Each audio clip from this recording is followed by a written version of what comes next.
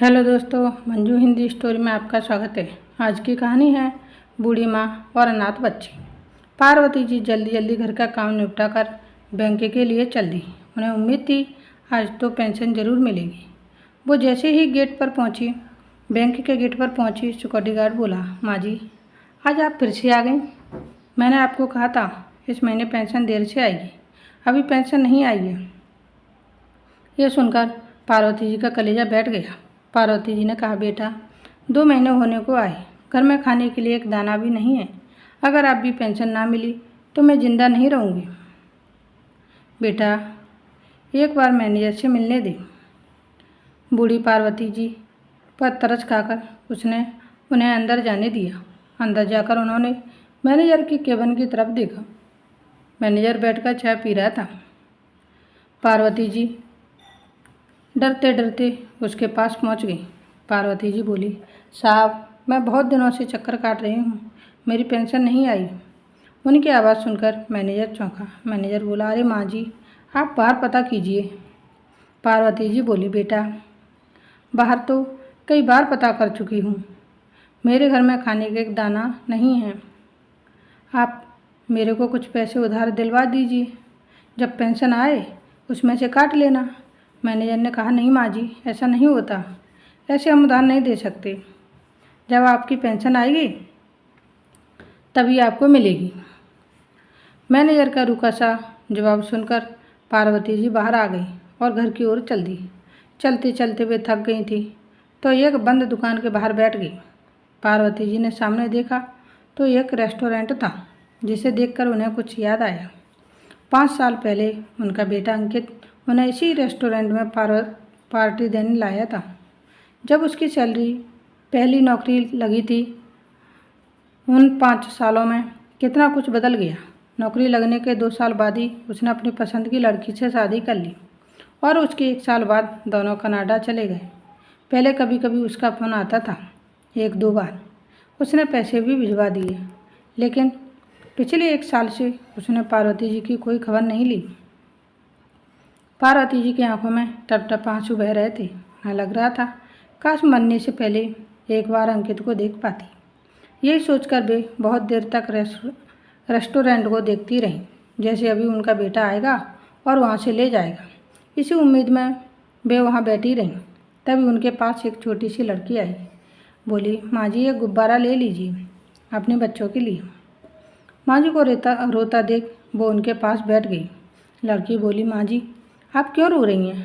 पार्वती जी बोली, कुछ नहीं बेटा, मुझे माफ़ करना, मेरे घर कोई बच्चा नहीं है जिसके लिए गुब्बारा लूँ।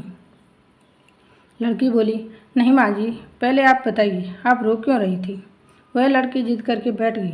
तब पार्वती जी ने सारी बात उसे बता दी। यह सुनकर लड़की बोली, माँ जी आप कहीं मत जाना, मैं अभी आई। वह लड़की सिग्नल पर खड़े और बच्चों के पास गई और उनसे कुछ बात करने लगी। कुछ देर में वो लड़की वापस आई, उसके साथ कुछ और बच्चे थे और बोली, माँ जी हाथ आगे कीजिए। पार्वती जी ने जैसे ही हाथ आगे किया, उसने उनके हाथ पर कुछ रख दिया और मुट्ठी बंद कर दी। पार्वती जी ने आश्चर्य से देखा। उन्होंने मुट्ठी खोली तो उसमें कुछ नोट और सिक्के थे।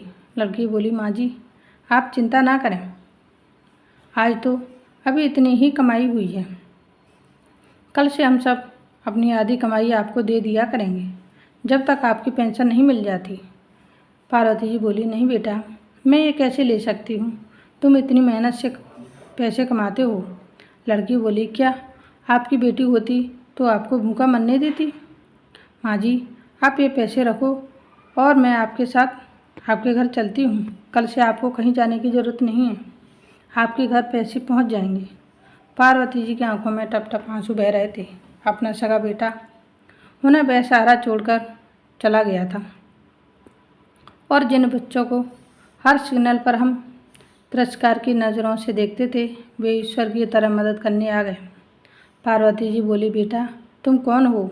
मैं तो तुम्हारा नाम भी नहीं जानती। लड़की बोली, मेरा नाम रजनी है, ये भोला है, ये रवि है। धीरे धीरे वह सबके नाम गिनाने लगी। पार्वती जी बोली, बेटा मैं ये पैसे नहीं ले सकती, इसे तुम रखो, मैं कोई ना कोई इंतज़ाम कर लूँगी। लड़की बोली, माँ जी हम सब बनाते हैं, यही सिग्नल पर कुछ सामान बेचकर गुजारा करते हैं और पास ही में हमारी झुग्गी है, वहीं रहते हैं। पहले हम भीख मांगते थे, फिर कुछ पैसे जोड़कर हमने सामान बेचना शुरू कर दिया। पार्वती जी बोली, बेटा खबरदार, जो अपने आप को अनाथ कहा। अभी मुझे अपनी बेटी कह रही थी, तुम सब अनाथ नहीं हो, तुम सब मेरे घर चलो। आज नहीं, आज से वहीं रहना, वैसे भी मैं अकेली रहती हूँ। लड़की ने कहा, नहीं माँ जी, हम इस लायक नहीं जो आपके घर में रहें, हमारे जैसे लोग तो यहीं झुग्गी में रहते हैं। पार्वती जी ने कहा, बेटा तुम सब उन लोगों से बहुत ज़्यादा अमीर हो जो बड़े बड़े आलीशान मकानों में रहते हैं। जो दौलत तुम्हारे पास है वो इन सब के पास कहाँ। पार्वती जी उन सब बच्चों को अपने घर ले आई। उस लड़की ने और उसके साथ बच्चे बाहर से खाने पीने का सामान ले आए। पार्वती जी ने खाना बनाया, सबने खाना खाया। उसके बाद वे सब अपने काम पर चल दिए।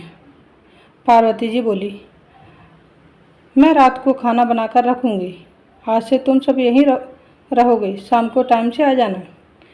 यह सुनकर उस लड़की रोने लगी।